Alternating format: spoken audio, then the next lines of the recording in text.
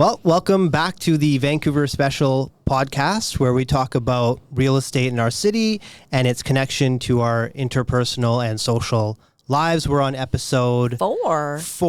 So we're just trucking along. Yeah. In this episode, we're going to talk a little bit about the good, the bad, the ugly when it comes to real estate deals, real estate contracts. We'll touch on what's happening in the market as well. We're midway through the year, so probably a good time for kind of a midterm review or a mid-year review a little bit. I'll hand it over to Michelle. How has your last couple of weeks been? It's been a little nuts. I don't know about you. I know the market's really specific right now. I feel like it's very product and area related. So some places super crazy. We're losing in multiple offers. People are still offering over asking, no subjects. And then on the flip side, I have a listing that's been sitting. So it's very interesting right now. Are you finding the same? I think you hit the nail on the head in the sense that certain types of product is still crazy wild out there. Townhomes. Townhomes, like entry-level detached. I was at viewing one in New West earlier this week, asking about 1.4, 50 groups through the open houses, 2 pre-offer inspections, including one while we were there. They're going to sell, obviously, in multiples, subject-free, way over ask. Yet condos in a lot of areas, depending, are just sitting 60, 70, 90 days. So it's an inventory thing. It's, where are you selling is a big part of it. I think 100%. Now, location is everything. I mean, location. Right?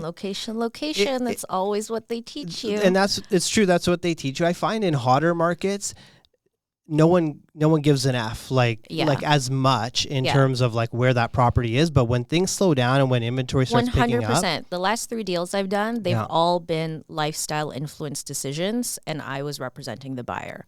Gotcha. So it was like, hey, we want to be in Squamish because we just love being outside, like mountain biking, skiing, climbing, all that stuff. Or, hey, we want to be steps to the seawall, to the beach. We only want to be in Olympic Village. Yeah. All very lifestyle-driven decisions. And everything else is kind of just like, oh, this is nice, but it's not exactly what we're looking for. We'll wait. Yeah, and you're maybe, and correct me if I'm wrong, but maybe you're finding buyers that typically are looking in a certain area, but because there's more opportunity now in maybe an A+ area for them, they're able to move to a better spot, right? Yeah. It's definitely, I feel like we're entering a time of new norms.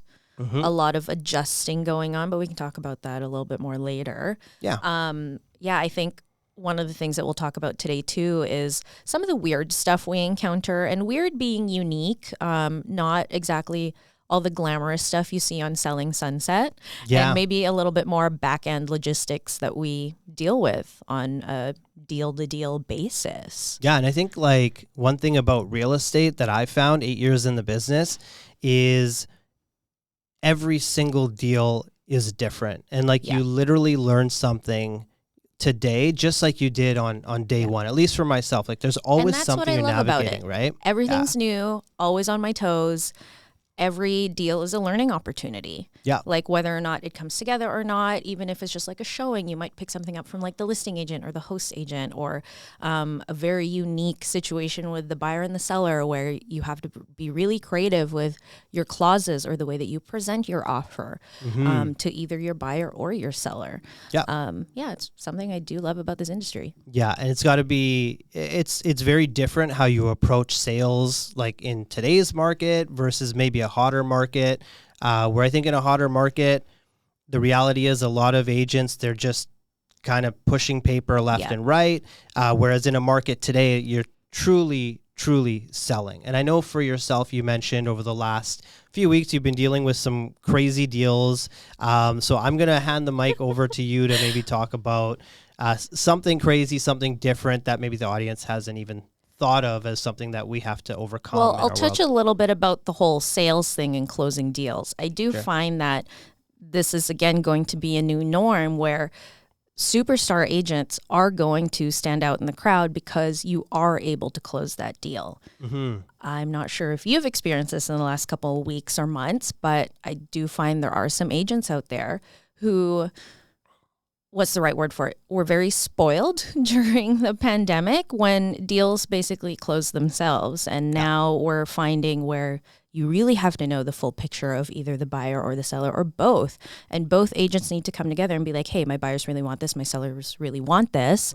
Okay, how do we make this happen? And that's where the sales comes in. And you're not only negotiating with the other group, you're negotiating with your own client, you're negotiating with the other agent. There are emotions involved. And so I do feel like there's a lot more skill required these days of us as agents. Do you agree? Yeah, and you have to be like, creativity is really important. I think in this market, we were chatting about it just before we started recording, and that you know, when market slows down a little bit, there's more inventory.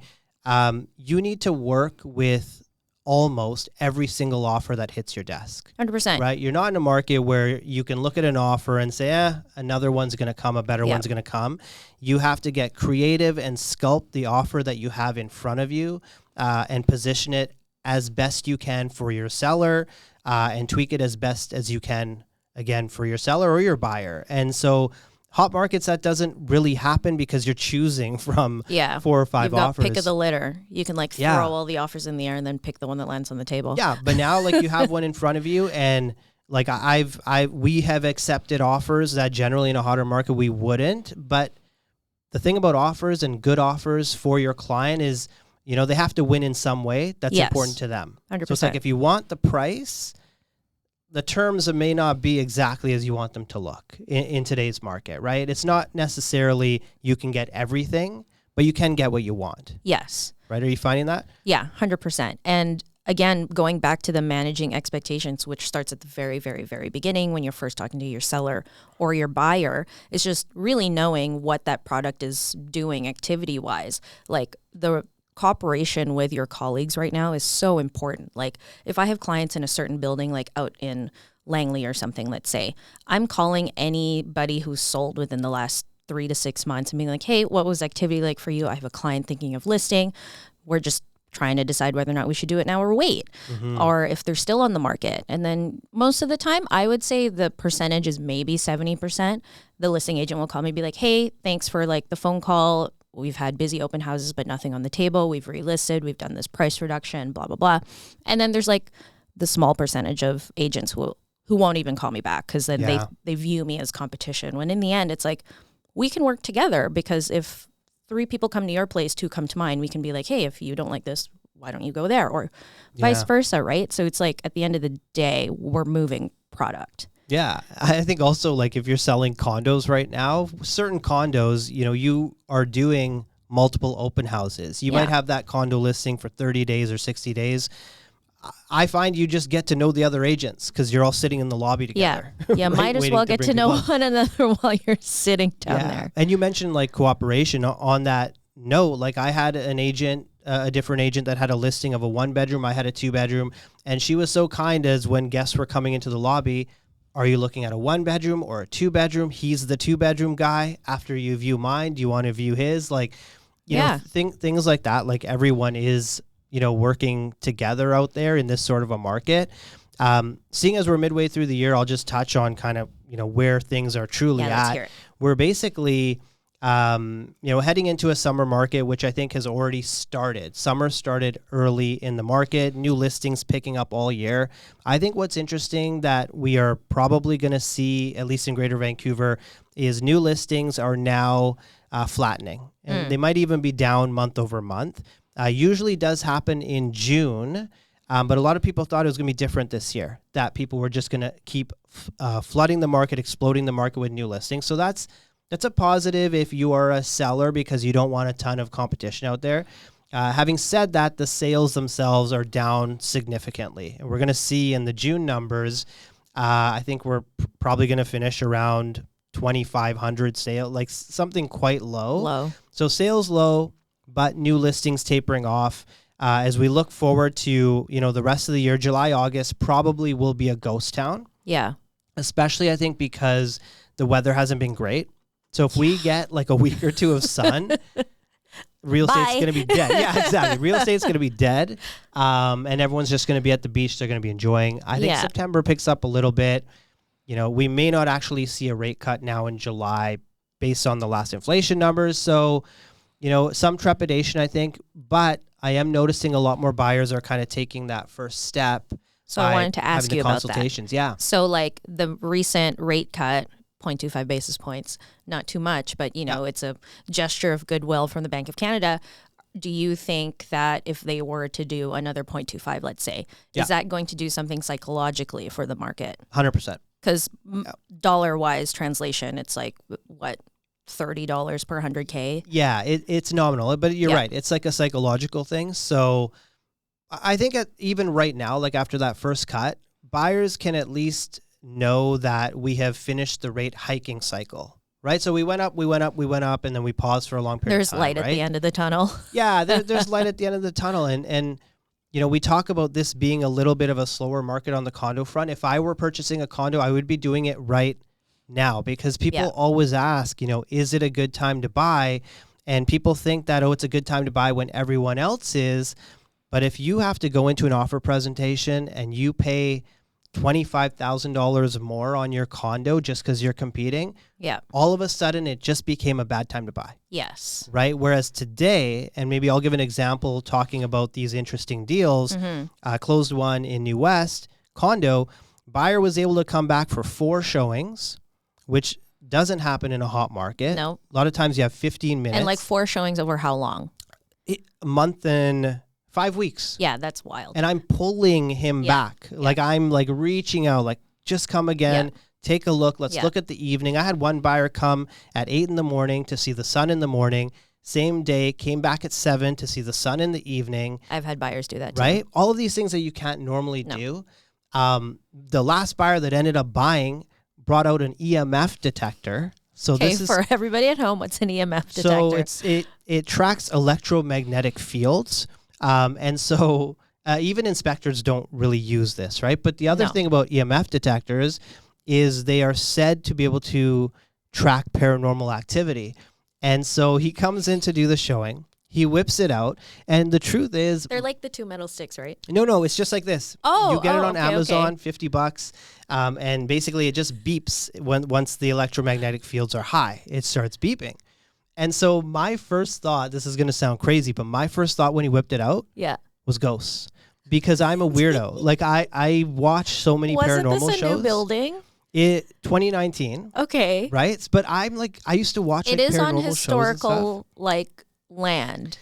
So here's the thing about New West. If you believe in like paranormal activity and stuff, they do say that New West and specifically around the river is one of the most haunted places in BC because New West is Western Canada's oldest city. Yeah. And I guess they had a bunch of railroad workers back in the day, passed away at the key, I guess. I don't know. But anyways, there's apparently like all these ghosts in that area. Yeah. So he whips it out and most people would think electromagnetic fields, but I'm thinking paranormal activity. Yeah. So, and he mentioned, he goes, this can also track ghosts. I'm like, let's do this. You're like, can you tell me what's going on in that corner over there? I was literally leaning over his shoulder the whole time. I had like a big smile on my face. I'm like, what does that mean? What does this mean? Like it's doing that.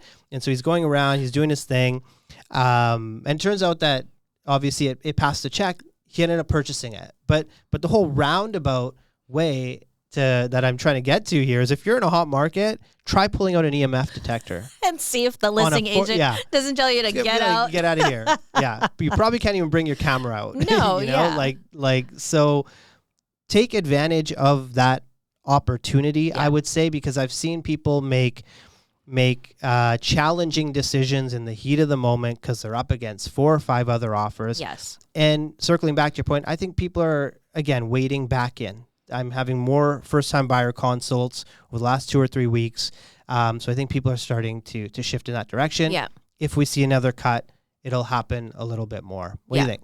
Agreed, 100%. Like any new buyer that's coming to me right now, I'm saying to them, look, I know maybe the numbers aren't where you expect them to be, but the deal to be had here is that we can go back 2, 3, 4 times over the span of 2, 3, 4 weeks. Yeah. We can have these conversations. We can ask all these questions before we even write an offer. We can be like, how long have you lived there? Has anybody passed in the home? Like all these things. We have the opportunity to do due diligence. Like, hey, like we saw this in the strata minutes. Let me go email the property manager and like they take 4 business days to get back to you. Yeah. And this is all without writing an offer. Yeah. And then you have the listing agent helping you find these answers and like due diligence, like getting an inspection and all these other things. A lot of stuff that I feel like gets taken for granted when you are in a slow market, because when you do find yourself in the heat of the moment, multiple offers, all that stuff, you're riding that emotional roller coaster. And you're like, I don't care. I just wanted, if the worst case scenario is there's moisture behind the tile, like it's fine. I'll budget the $10,000. Yeah. But you can kind of mitigate that at this point right now. So 100% I agree with you. Yeah. And that's actually a good point. I had a buyer purchase a condo earlier this year, and you know, slower market, it was a better market for him to purchase. And in the bylaws, the way they wrote it was they said that the strata council has to approve the dog. So my client had a larger dog. We've done that too. I don't like it when the bylaw says they approve the dog. Yeah. If they say register the dog, that's okay. But when it comes to approval, imagine you have to remove subjects with your dog, not knowing if it's going to get approved. Yeah. So we were able to get the dog approved before we removed subjects, right? And again, 4 business days to get that done. Did you write that in as a subject? Because we've done that. We had the strata document subject there. Okay. So we were like, look, we don't love this in the bylaws. It's actually not going to work for us otherwise. Okay. But we were able for them to get an approval on the dog, you know, and so things like that, again, when you're writing in the hot market, you can't even write with the strata document subject a lot of times, right? You have your rescission period where you have those 3 days. But outside of that, you're kind of stuck. So I think the next 6 months does present, you know, opportunities for the right types of buyers, and for some sellers as well. Probably not July, August, to be honest. No. But I think in September.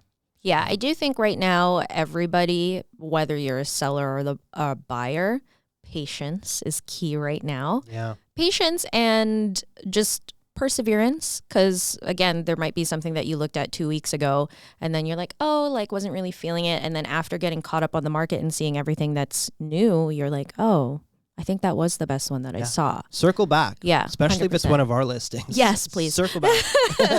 Feel Happy free to show you. Easy to show. Yeah, exactly. But yeah, kind of just going back now to, you touched on some interesting clauses or some things that you've seen in contracts. What are the weirdest clauses you've seen?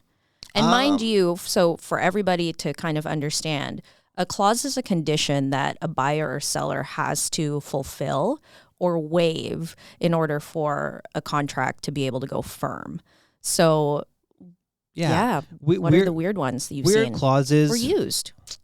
I haven't used anything too crazy, and I haven't seen anything, you know, too restrictive. Some of the stuff that you will see now with certain insurance clauses or whatever that I've seen is giving the buyer the ability to cancel the contract at completion if they don't have their insurance in place. Yeah. So I haven't seen anything like outlandish. Something like that is not something that I would advise, obviously, a seller to accept. I've heard of people using certain types of clauses in multiple offer scenarios where they're offering up concert tickets, Canucks tickets, half seasons, anything. Taylor Swift concert tickets. I haven't. That would probably close the deal, right? I haven't seen it, but I feel like that would convince some people. I feel like some people would actually, that would actually close the deal. But yeah, you know, things like that, anything to differentiate your offer. But, you know, outside of that, I just saw a clause where it's like, you know, the seller commits the real estate agent will be there on possession to check all of the appliances. So I guess maybe this realtor got burned in the past or something. And at completion, we're there anyways. At possession, we're there. But I guess they wrote it into the contract that the seller would commit me to do that and be there or whatnot. I've seen clauses surrounding getting PR, getting permanent residency, because I've seen offers where they don't have their PR yet. Right. And so it's like pending. It's pending. And so this is kind of what I was talking about, where every offer that hits your desk, you have to find a way to work with it. Normally, I'd look at an offer like that and say the risk level is too high. But what we do in today's market is we say, okay, this is the risk. this is the reward. Go talk to your lawyer. Yeah. Well, first of all, I'll be like, is the reward worth the risk to you? Yes. And if they say yes, it is, and then go talk to your lawyer. But again, hot market, we'd probably push that offer aside. In today's market, we try and we see if there's a way that it works. Yeah. Yeah. How about yourself? Clauses wise? Yeah, I think for the most unique ones, we've seen where like the seller's mother-in-law needs to live in the basement for 2 weeks after completion, like rent-free, or else this deal doesn't go through. And that's a subject for the seller, not the buyer. Gotcha. Or yeah, we've had They're trying to get rid of the mother-in-law. No, they're trying for to like keep 3 her there. years. Keep her there for 3 years. He's like, we don't want her in my house. Yeah. No, we've done like subject to strata approving the dog. Based on, because some stratas it's like 12 inches from the ground when they're sitting or when they're standing, and the list of like vicious breeds is also different from strata to strata. I think the norm is like the American list of something. Like, American pit bulls and all that sort of stuff. But then sometimes they'll just say, has the dog had a disposition like a history, to attack? History to attack or whatever, right? Yeah, which is tough for a lot of people, especially people who like to rescue dogs, because, I mean, you're rescuing a dog. You're not really getting to pick what breed you have, and that shouldn't determine whether or not you can live in a place. Yeah. That one, we've also seen things like subject to the reading of electromagnetic fields being okay. Okay. Because this was near Trout Lake, where it was near kind of an electric substation. And I mean, yeah, some people are really concerned about that, so I totally get it. You would have it as an extension of your inspection clause. Yeah. I've had where it was like subject to decibel level being below a certain number. What? Because the buyers were very noise sensitive. So how would they? So they just come in with a noise tester or whatever and check the. Okay. So subject to like an independent exploration of the sound decibel being less than blank. Gotcha. And I guess for that agent, it was better to be more specific than just say subject to inspection. Right. But yeah, those are the weird ones. Or like. Yeah, rent backs. I mean, those always get kind of hairy sometimes when they extend a certain amount of time. I find like generally, so if you're not familiar with the process, like most terms and conditions are templated, written by real estate lawyers for the most part, but then we add in, our own kind of pieces in there. But yeah, I think hot market, you'll never see this sort of stuff. Entry level detached, you won't see it anymore. But yeah, when it slows down, you can tailor that offer to your benefit. So if you're a buyer that's watching this, now's the time. Now's the time to be able to construct that offer and work obviously with an agent that knows how to do this and doesn't just use the templated versions or whatnot. Because at the end of the day, it's a legal contract, needs to hold up in the court of law. So it does need to be enforceable and reasonable. I'm remembering one. Didn't happen to me personally. This was told to me by a colleague of mine. Yeah. But it was subject to the buyer being able to change the unit number because it was unit 414. And I don't know if you're familiar with Asian culture and some superstition. 1s and 4s. Oh, okay. No. And so he really loved the suite. It was great. Price was perfect. And this was a little bit of a slower market back in 2019. Oh, okay. And it dipped. Yeah. And it was a subject on there because they wanted to know whether or not they could change the unit number. How long? Do you remember how long of a subject period they would have put on that? Because I imagine that would take forever to be able to. So you have to do it through the city and all that sort of stuff. I don't know. It wasn't my deal. It was just crazy. A story that happened to a colleague, and they were just sharing with me, and I was like, "That's wild." Yeah. But yeah, it's a thing because I'm like, for a lot of people who are superstitious, I mean, my dad is very superstitious. He's very one of those people. It's important. Yeah. And for people who spend most of their time at home, I get it 100%. Yeah. And I think a lot of people, they'll just bypass units like that. Yes. Like they won't even, they won't even look at it. But he must have really liked it, or she must have really liked it, right? Yeah. I think like they had liked the building. They saw other suites with similar layouts, but that particular one had like this really massive like patio or something. Gotcha. And so that was like the determining factor. But yeah, I have clients who will like look at an address if it's a detached home and see if it's on a T. That's also no. Right. Or if they really, really like it, it's like, okay, how do we, I don't want to say like edit, but how do we change the feng shui in order to make it more harmonious and like work in their favor. Right. And I know shape of lot is really important for certain communities too. Like you don't want to have triangular shape where it comes in at the back. Indian communities, they'll call that like a share mu lot. Okay. Learned that kind of the hard way, where we had a client who already purchased their next home. It was a hot market. We're thinking we're easily going to sell the property that they had. Mm-hmm. It was on a share mu lot. That means like lion's mouth, I guess. Oh, okay. I don't speak the language, but share, I believe, means lion. Mu means mouth. It opens up in the front. That's a no-no in like Indian cultures. Yeah. So they'd already bought the next place, and we're struggling to actually sell this. Yeah. So always sell first. Like most of the time you should sell first. So that could have been a nightmare. Had to push completion on the other side. But kind of like what I was saying off the top, where like every deal, there's just something that's different that's going to get thrown at you. I talked on a previous episode about the unit that flooded before completion. So, you know, always something to deal with. Have you had like any like ugly deals that you can think about? Ugly, not really ugly from like a contract standpoint. It was just... And don't get yourself in trouble with any legality. No. Okay. I won't get into details, but this was... I just felt the seller wasn't represented well, and they felt like they were hoodwinked by their listing agent. Hoodwinked? Wow.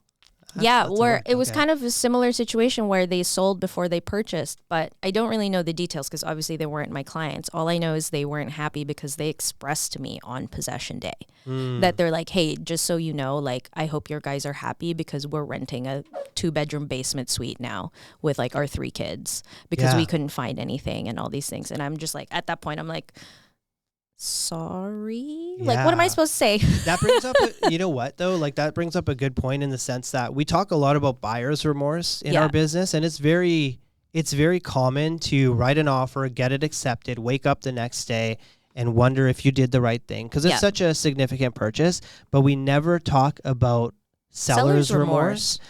Happens all the time. I had it happen with one of my deals I can specifically think about.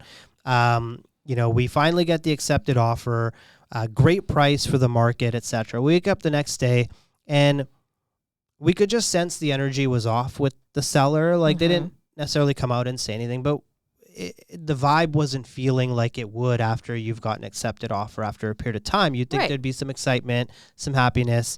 And we just go through the motions, and one of the subjects was subject to inspection. We show up to the inspection. This home was immaculate every time that we showed this property. You're repping the buyer or the seller? Okay. The home was immaculate every time, spick and span, so clean. We walk in at inspection. Oh, no. And it's an absolute mess. Oh, no. And and we're like, whoa, like we've actually never seen the property like this. Yeah. In fact, the seller set up a camera. Yeah, set up a camera while we're doing it was weird. Like it was so they just really pulled back. I'm guessing they changed their minds. After, so, you know, we tried to talk to them and say, hey, is everything okay? And no, everything's fine. Everything's good. And ultimately the inspection still went through. Yeah. Deal closed. Okay. And that was that. I mean, they did come back to us later to do another transaction. So I don't know exactly what happened at that time, but I can say almost assuredly that was seller's remorse. And ultimately they were maybe trying to kill the deal and you know, be able to hang on to the home. So the remorse works on 100%. Both sides, right? And that's the stuff they don't show you on Selling Sunset. All this like emotional back and forth. I don't even watch that stuff. I don't either. People are like, oh, don't you love watching? I'm like, no, because it's so unrealistic. I have people like send me clips on like Instagram and blah, blah. Did you see that? Did you see that? Or they'll message me. I have not watched a minute. I think I watched like the first 2 episodes, and then when the one girl showed up to like a construction lot to show it to somebody in like 6-inch Louboutin heels, I was like, no. That must have been in West Van? No, it was Selling Sunset in LA. Yeah. And I was like, no. Yeah, maybe that happens in West Van, but not with my clients. No, but 100% with the like emotional roller coaster, and I feel like being that advisor to them is where you bring that value. And the one thing that we like to do with that is like, you bring them back to the notes from like your first meeting where you're asking them, what are your goals for this transaction? Or like, why are we doing this? If it's like downsizers, let's say, that's a really big emotional box to unpack, where it's like, we can't do stairs anymore. We want to pull the equity so we can like live out the rest of our retirement and all these things. And so inevitably they'll get on that roller coaster. They'll feel the highs and lows. They might feel the seller's remorse. But then you go, hey, listen, look, like this is what you told me at the beginning, and this is what we got you. Just wanting to remind you that this is where we're at. Yeah. And then sometimes they'll be like, okay, thanks for reminding me. Sometimes it makes them more antsy. But I think at the end of the day, then they see the value where they go, you listened to me, you delivered, and I appreciate that. And then hopefully they'll call you again. Yeah, and I think time, like, just time heals. Yeah. Right? Like time heals all wounds kind of thing. And in the sense that you wake up the next day, you have a bit of remorse. Chances are the day afterwards, you feel good again. Yeah. Right? It's such an emotional thing. And the thing about like lists and, you know, this is what the client wants, etc. There's a whole conversation that happens on the client side that we are not privy to at all. Yeah. If you have two sellers, two buyers, you really don't know the dynamic of what's happening between the two. Whose list is this really? Is there any dispute over this list between them? Like there's this whole thing that you don't know, you know, what's going on, right? And I find when we talk about interesting deals, good, bad, ugly, I'll say challenging deals are deals where the couple is separating. And so I've done quite a few of these. Usually when I do these, I have a co-lister. And generally the way we will do it is we'll make sure that, you know, both parties feel supported, but also separately a little bit. So, you know, rule number one in those scenarios is no communication happens without both, right? Like everyone communicates together in your WhatsApp group, but then you almost have to create like a bit of an individual bond, one agent with, I shouldn't say her and him because whatever they identify as, but with one person and the other person with the other, so they feel like they have their go-to. Yeah, for sure. But I've seen instances and I've been involved in instances where one party wants to do something, other party doesn't want to do something, happens more often than you think. Yes. Someone is the stronger voice internally, and that's not really something we can get involved in. So it's almost inevitable that there's going to be some deals where they're both not walking away happy. Yeah. I think, correct me if I'm wrong, but like in my world, I find that the most challenging is when you do a good job, you really make it happen for the clients, and then ultimately they're not happy. It doesn't feel good. No. And I also find that those are the most like draining for me, like physically and emotionally, because you are being that client's support. And then you're also being the messenger for in between the different parties with the other agent. It requires a lot of empathy, like on us. And I do find those are the most exhausting. And also when those close, you're like, should I have done something differently? Did I do this the best? And I find that that's when I tend to question myself the most. Even though I know that I did everything I could and that I did service them appropriately and I did advise them appropriately. And but it's just one of those things where you're like, could I have done something better just because of the way that things are ending? And there's like just that little bit of sourness. Yeah. And I think because we're real estate agents, like our whole job is solving problems. And when you finish that transaction, there's still something that's unresolved. That has nothing to do with us. But there's that, and then there's also, I don't know, there's that like finality to it where they've sold now, and this is happening in their world, and it's not, you don't really want to be a part of that, though you have to be a part of that, right? It's the same way where, you know, I had a listing where it was a court-ordered sale, right? You don't love that, and you meet the seller, and, you know, you hear their story, you understand what they went through, and those are challenging to deal with on that side too. For us, we just have a job to do, and we have to get it done, and we have to do it with empathy. But it doesn't always feel great when you're helping people sell and they're losing hundreds of thousands of dollars. So for that deal, were you hired by the owner, or were you hired by the bank? By the bank. Yeah.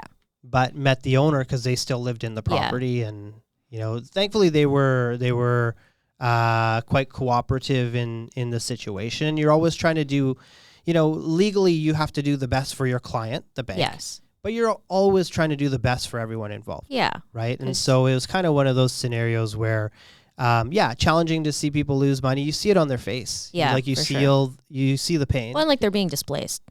Yeah. And who knows what went into the investment and the money that they put into this place. Like where did it come from? What did they sacrifice to get there? How does their future now change because of this, happening in their world? And, I'm not necessarily saying we're going to see more and more of that, but, there's been a lot of investments that were made in 2020, 2021, mortgages coming up in the next, year or so. Rates are higher. It's going to be, interesting to see, how that plays out in the market. How do you think the next 6 months are going to look like in our market? I think it's going to be very unpredictable. And I hate this word, but unprecedented. I'm so tired of using that word, but it's going to be unique because I do think there are a lot of changes that are coming down, like federally, provincially, municipal changes also, tax rates, interest rates, buyer-seller motivation, and they're all happening at once. Yeah. Because typically I do find like in the real estate market, it's like one change happens and then it takes a couple months for it to settle, and then we'll see that ripple effect actually come into application in real life. Mm-hmm. But with all of these changes happening right now, also some of them are very vague. Like the 4-month tenancy rule thing. Like painful. Did that happen? I don't even know. It's happening this in July. I'm told it's going to happen middle of July to the end of July. And basically what this is as it stands right now, if you were to purchase a property that's tenanted on a month-to-month tenancy, you have to give 2 calendar months notice, right? Yeah. So us being in June right now, you'd have to give full July, full August. You move September 1st is when you get your keys. Yeah, they're going to change that now to 4 calendar months notice. So this is going to put a huge ripple effect in terms of selling these tenanted properties. Yeah. Your pre-approvals generally are locked in for 3 months. Your pre-approvals are locked in for 3 months, sometimes 4 months. So there's going to be all of these moving pieces, and chances are as a buyer, you also have your own timeline to meet as well. I think what's going to ultimately end up happening, we're going to see a lot more agreements between the tenant and the landlord, notice to end tenancy, mutual end. Yeah, agree on a number to make it happen sooner so that they can sell the property. Mm-hmm. But yeah, that's one that they've been very vague on. Like it's not out there that, this is the date it's going to happen. Yeah. And I've been writing offers in the last 2 weeks that have tenanted scenarios where we're flying blind a little bit. Yep. So we're still doing the standard 2 months notice. Yeah. Because that's what we know right now, but it could change tomorrow. But that's what I mean, where there are all these policies that are coming out. We have no details. We don't really know when it's going to apply. And there are all these different rules, all these different parties, all these different stakeholders that are involved where they all kind of have to put the pieces together. And we don't really know how that will optimally fit.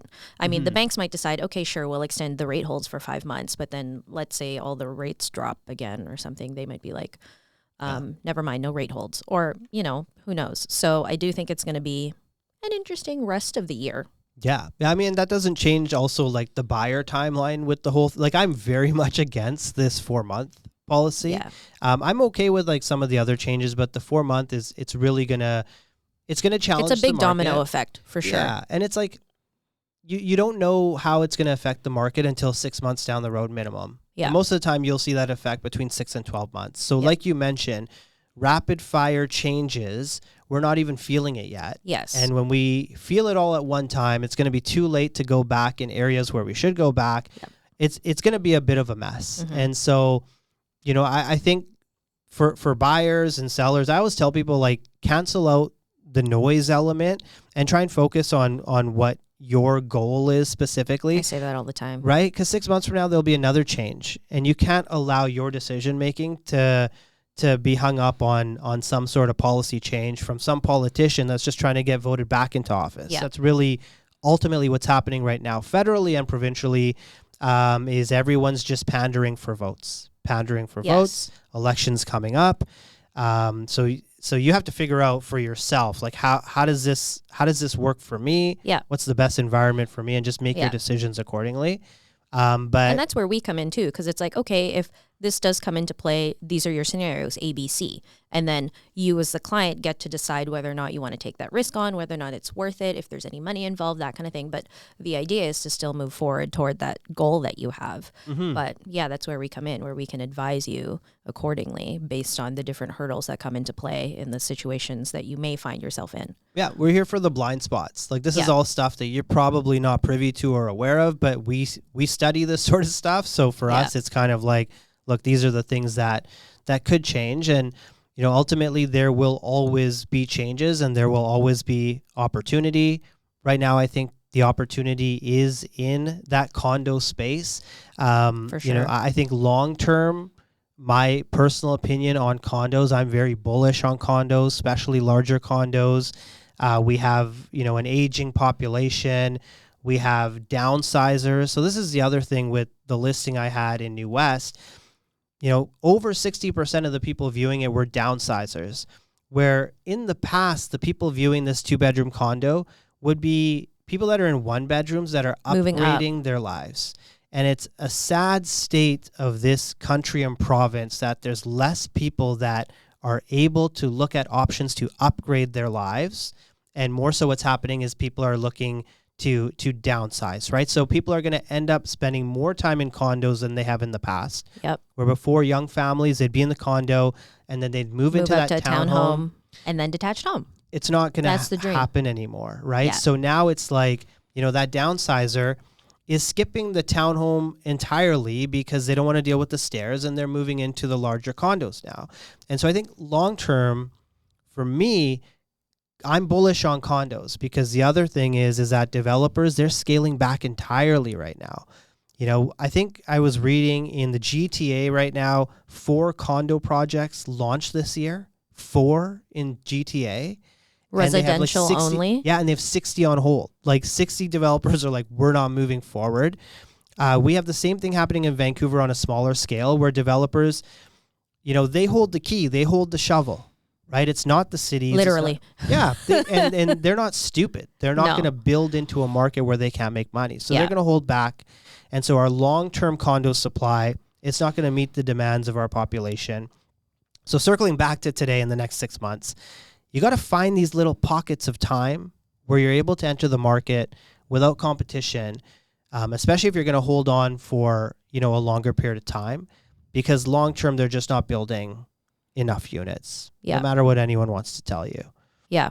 And I mean, even now with all the changes for single family home lots and what that's going to do for the single family home market, I know Vancouver for sure, other municipalities are following now. Yeah. So that's going to change that as well for these downsizers also. And that's going to, again, cause that ripple effect for the subsequent market. Yeah. And some of them are like pushing back, like West Van, North Van, they're like, we're not going to do it. Yeah.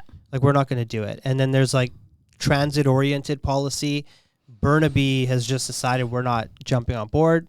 We're giving ourselves a 3-month extension. They're supposed to, by the end of this month, you know, everyone's supposed to be on board, but they're saying we're not going to do it. Yeah. So New West, similarly, they didn't do too many changes because they were saying a lot of our current housing policy already follows what the province has outlined. So they were like, we're not really going to change too much. Yeah. Coquitlam, I think, kind of along the similar lines. They were like, Coquitlam's always been very proud for having like the most open development permits. Yeah. But I do think they're focusing on densifying for those multi-unit rather than like the medium density, like duplex, triplex. Yeah. It's going to be interesting to see what happens. I think what ultimately is going to happen is the province now is going to decide how they're going to police this, because again, it comes down to the votes where the cities are like, we don't want to be the ones that put something in place that goes against what our constituents want. Yes. So we're going to say no.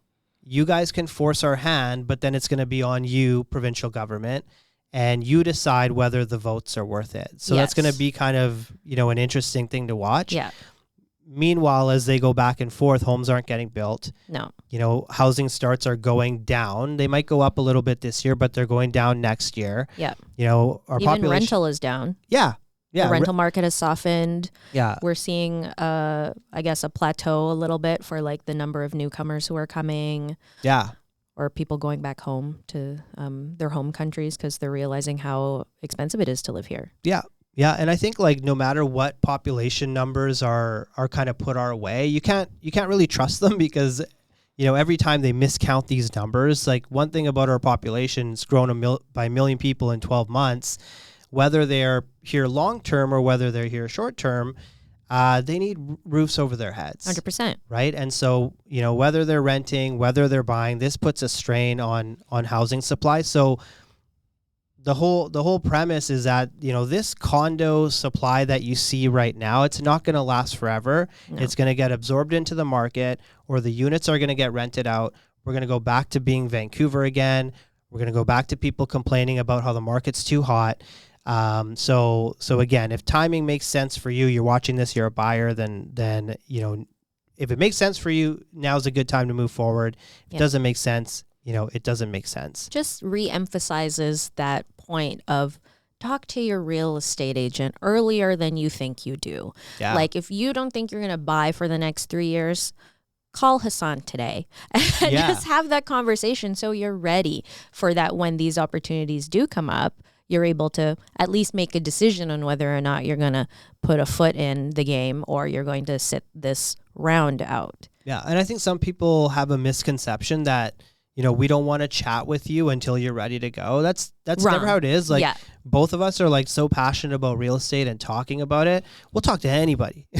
like literally like call me. Like I'm always beaking off opinion or whatever. Like if you want to chat about the market or anything else real estate, call Michelle. Like we do this on a daily basis, and perhaps we can provide some insight that you don't have. Yeah. And for me, it's not just about like, okay, like let's get you to buy something like tomorrow. For me, it's like, okay, let's sit down. You tell me right now, magic wand. If money wasn't an issue, if supply wasn't an issue, if timing wasn't an issue, when would you be in your new home? And then it'd be like tomorrow. And I'd be like, tell me why. Oh, well, we're me, my husband, and 3 kids, and we live in a 2-bedroom apartment, and we're like living on top of each other. Okay. Yeah. How old are the kids? Okay. They're like 6, 11, and 12. Okay. So they're growing real fast. Like, okay. So we need you out of there sooner than later. So like, it's me understanding what the whole situation is, and then I can advise you accordingly. And if it's like, hey, you know what? The numbers just don't work right now. Like if I were to sell your home, your condo right now, and it would get you this price, I wouldn't be able to get you into the space that you need to be in. Yeah. So let's buckle down the next year and a half. Sorry, you're going to have to live on top of each other for the next year and a half, but let's save up a little bit more, get you to that space, because I would hate for you to go through the motions for nothing, right? Mm-hmm. But again, that's one of those things where it's like, talk to us before you think you need to, because we're here to help guide you. Yeah, and take your time like figuring out who to talk to, because there's going to be some agents, and this is in every industry, there's going to be some people that will tell you what you want to hear. Yeah. And then there's going to be other people that will tell you what you need to hear. Yeah. Like this, truthfully, this happens to me a lot on the listing side, where people will reach out to me for a market assessment. What's my property worth? I will be honest and I will tell them what their home is going to sell for. It's not always what they would like to hear. Yeah. I then see that listing go to another agent, and then I watch it sell for exactly what I said it was going to sell for. Yeah. And so, or they end up not selling and they take it off the market. Yeah. And so, but then on the flip side, there'll be people that'll they'll buy the listing and they'll tell you what you want to hear, but that won't ultimately get to where you want to go. And for me, I think it's very important that the relationship, if it's going to start on a high, it needs to end on a high. It's not about starting on a high, getting a listing, and ending kind of down here because you didn't meet the expectation, but you got paid. Yeah. That's the wrong way. Like I prefer scenarios where the confidence is here and it ends up even here because you came through with everything you said you're going to do. Having that sort of a methodology, I lose business. Yeah. 100%. It's just the nature of it. Like, okay, so there's a line that Jess taught me, and it's, Mr. or Mrs. Seller, I'd rather disappoint you now than later. And so it's like, let me tell you exactly how it's going to be. And if that's disappointing you right now, I'm happy with that because I'd rather disappoint you now than later because I'm being realistic with you. Yeah. So, yeah, there was an older agent that I can't remember his name, but he spoke of something similar, and he drew out 2 charts and he said, look, this is the relationship you have with a seller and this is the relationship you have with a buyer.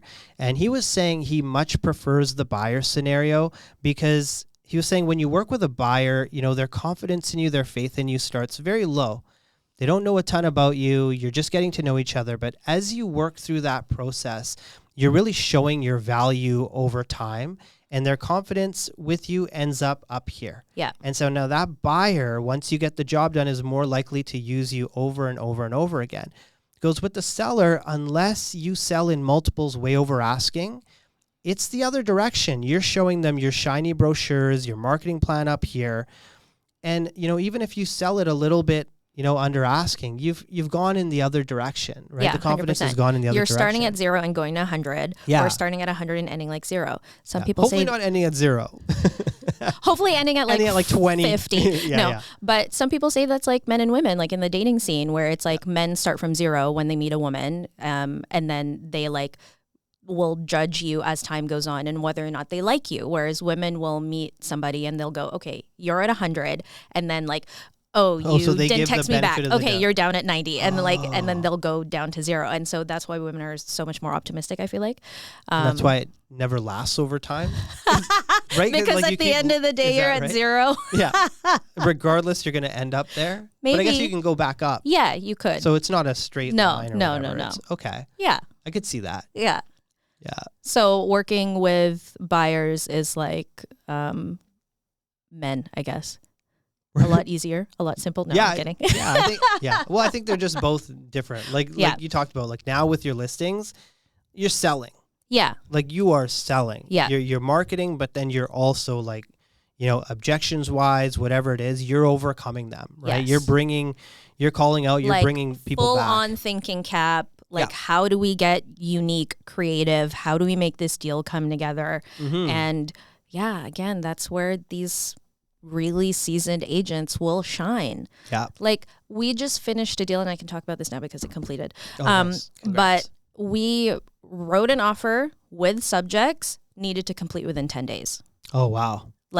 And that's not 10 business days. That's 10 days, including a weekend. Right. And so that involved coordinating. Was there a mortgage on it? Yes. Oh, wow. So that included coordinating with the bank, coordinating with the lawyer, coordinating with the listing agent, our clients. We were representing the buyer. And it's just so much coordination. And if the listing agent was anybody besides who that person was, I don't know if this would have came together, because it was really just cooperation on all ends of everybody being like, we all want to get this done. Let me know what we can do to make this happen. Mm-hmm. And it was just one of those things where at the end it was like fireworks, because we were all just like after. But one of those crazy things where it's like, if that wasn't the case, it would not have happened. Yeah. You just find a way. Yeah. Find a way in this market. Yeah. So anything else to add? No, I think kind of that's it for now. Like we've covered a little bit of the weird stuff we've seen, some of the unique parts of real estate that maybe aren't really talked about too much, and what it's going to be like for the next couple months. But thanks for tuning in.